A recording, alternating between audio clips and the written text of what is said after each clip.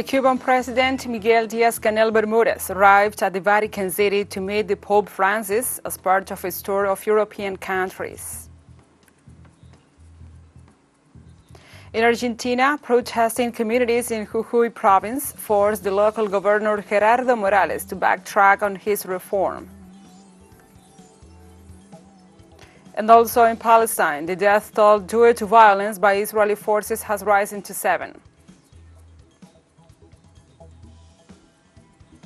From the headquarters of TeleSUR English in Havana, Cuba, this is From the South. I'm your anchor, Gladys Quesada, and these are the news.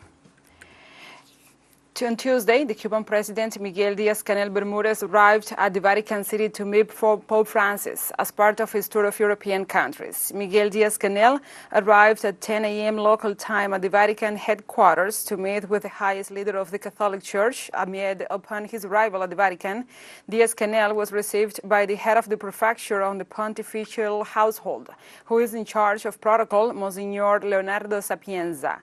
The meeting between Diaz-Canel and Francis will be held in the office adjacent to the Paul IV Hall, a venue for major Vatican events. Official statements affirm that the Pope's audience with Diaz-Canel is strictly private and is being held days after Francis was discharged after an abdominal hernia operation. As part of a tour of Europe from June the 20th to 24th, Diaz-Canel will meet with the Italian President Sergio Mattarella and with the Prime Minister Giorgia Meloni after his meeting with the Pope.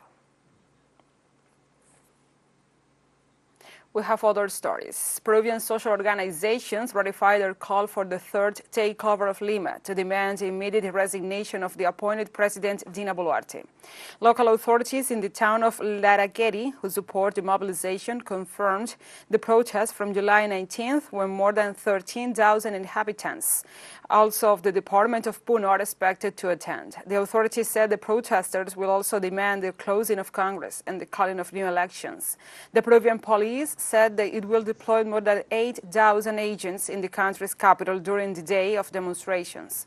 Police repression against this type of mobilizations have left more than 30 dead in the past months.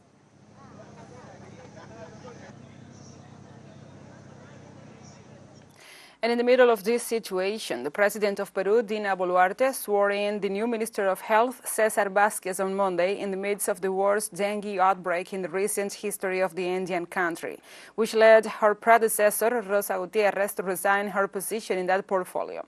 The new minister, Cesar Vázquez, is a physician and the former legislator of the Alianza para el Progreso party. In recent years, Vázquez served as advisor to the first vice president of Congress. The newly appointed health ministry replaces Rosa Gutiérrez, who resigned on Thursday due to criticism of her work against the viral disease that has caused more than 156,700 infections and 273 fatalities in the South American country. Dengue is spread by the bite of female Aedes aegypti.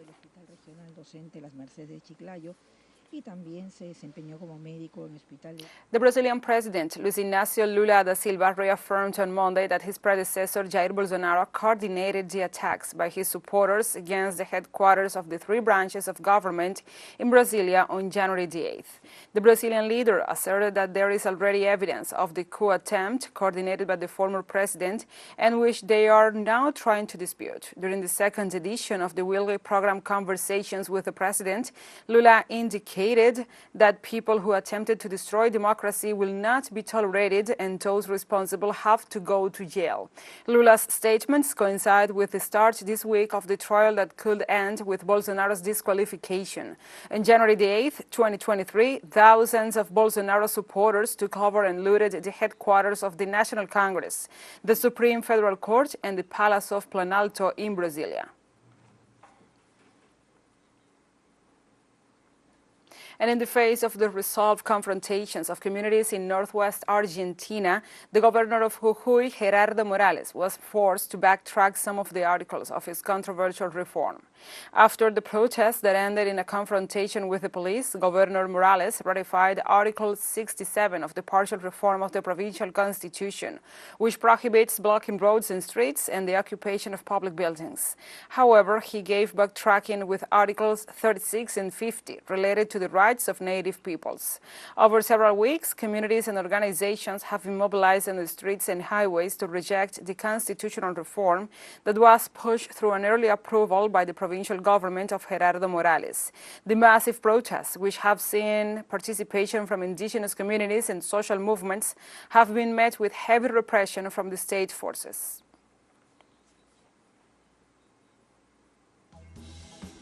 Let's take a short break, but remember you can join us on TikTok at TeleSUR English, where you will find the news in different formats, news updates and more. Other stories coming up. Stay with us.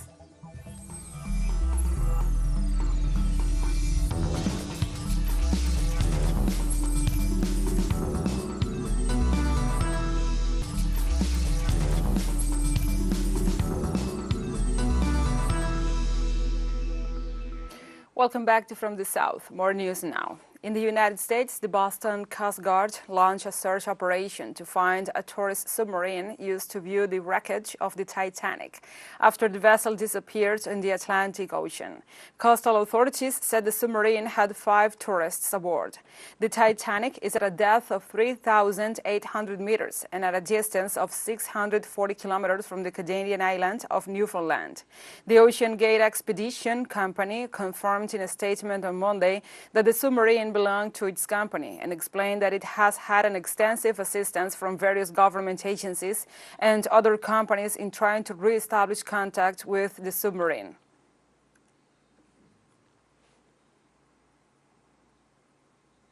On Monday, Britain's House of Commons voted to accept the results of a report that found Boris Johnson lied to lawmakers about lockdown flooding parties in his office. The vote passed by 354 votes to 7 against. The UK Prime Minister Rishi Sunak was absent for the vote, as well as many members of the Conservative Party. Johnson initially denied that any parties took place at the Prime Minister's office, and then repeatedly assured lawmakers that pandemic rules and guidance were followed at all times. The committee concluded that those assurances were misleading and that Johnson failed to correct the record when asked to do so. The sanctions foreseen in the report include a ban on Johnson's access to Parliament.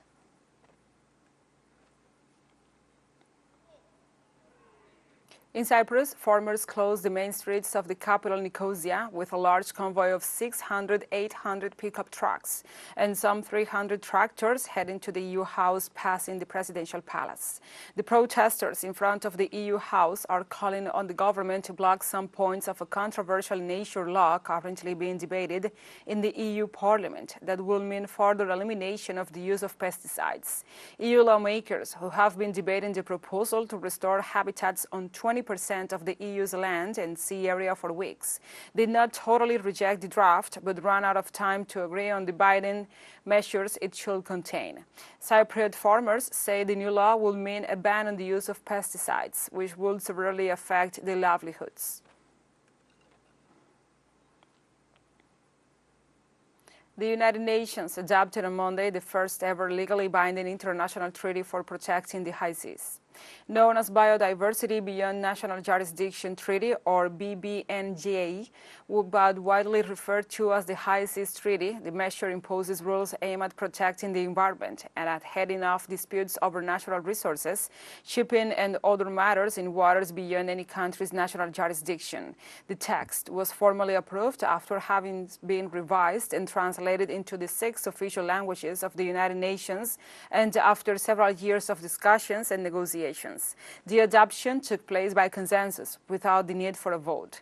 The new treaty will not enter into force until 120 days after it has been signed and ratified by at least 60 countries, a process that will begin on September 20th. United Nations Secretary General Antonio Guterres described the agreement as historic.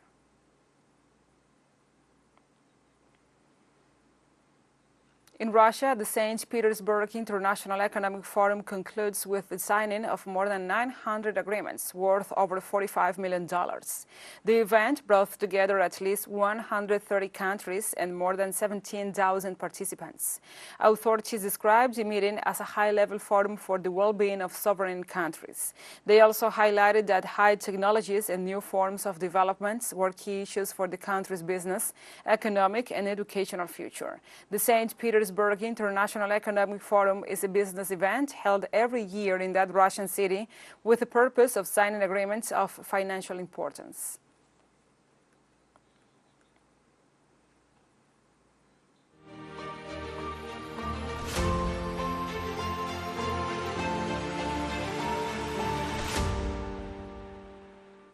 Now we move on to other topics. During an economic conference in Germany, the Secretary General of the North Atlantic Treaty Organization, NATO, Jens Stoltenberg, reiterated that the military bloc is against the freeze in the conflict in Ukraine. The head of the Atlantic Alliance also pointed out that the reserves of arms and ammunition of the member countries are exhausted and insisted on the need for the nations to increase significantly their defense expenditures, even if this affects the budget for health, education, and other social sectors. He further emphasized that he opposes peace agreements on Russia's terms and stressed that NATO is not a part of this conflict and will continue to support Ukraine. TeleSUR English continues to grow. You can now tune in from 33 different African countries using StarSat. Dial 461 and enjoy our Latin American alternative broadcast. One final short break and we'll be right back. Stay with us.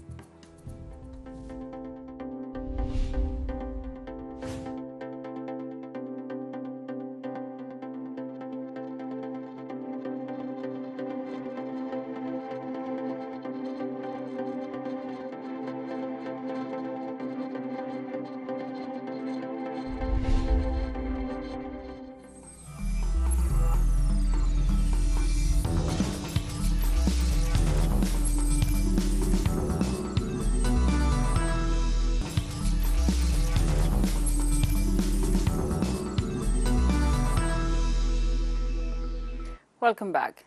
In Palestine, latest death toll from violence by Israeli forces in the occupied West Bank rises to 7. With the death of Ahmad Haref al-Jaz, 48 years old, wounded on Monday in Jenin, the number of Palestinian citizens killed so far in 2023 by Israeli forces in Palestine exceeds 120. Medical sources at Rafidiyah Hospital in Nablus explained that the victim died after being mortally shot at Jenin refugee camp. The Palestinian Red Half Moon has also denounced that a military vehicle deliberately hit an ambulance on its way to help the wounded on the same violent day.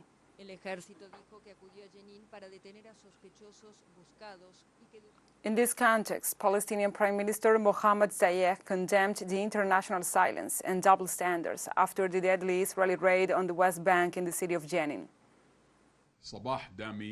It was a bloody morning in Jenin due to the occupation army storming of the city, which continues until this moment. 3 people were martyred as a result, including a child, and dozens were injured. The international silence and double standards encourage this extremist government to practice more killings, destruction, and intimidation against our people. We and our people will confront these attacks, and this occupation must become costly for Israel. In Sudan, more than 900 people have been killed and 4,700 wounded since the beginning of the conflicts between the Sudanese army and the paramilitary group Rapid Support Forces. According to the declarations of the United Nations since the beginning of the conflict, the figures are higher since the displaced people who have fled their homes to nearby countries must be counted. Among the human rights violations is the impossibility of burying thousands of the victims killed inside their homes or in the streets of Sudan. The organization instructed to create a humanitarian corridor to protect all civilians and mainly children who have died due to the lack of food, medicine, and hydration.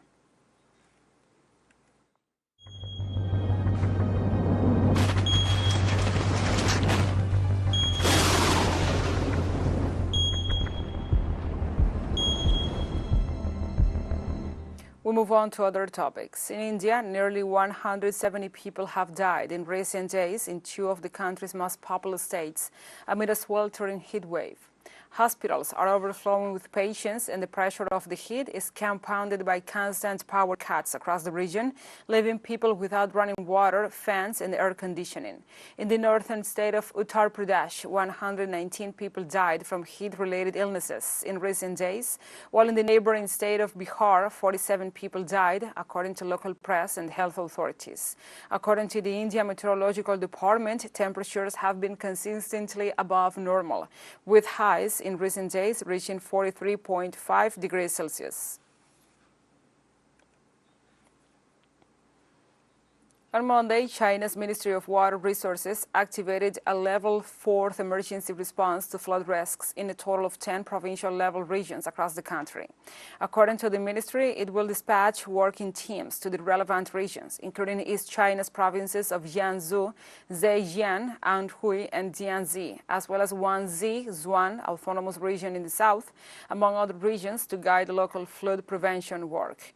The ministry also said the local departments have been urged to take precautionary measures to ensure the safety of people's lives and property.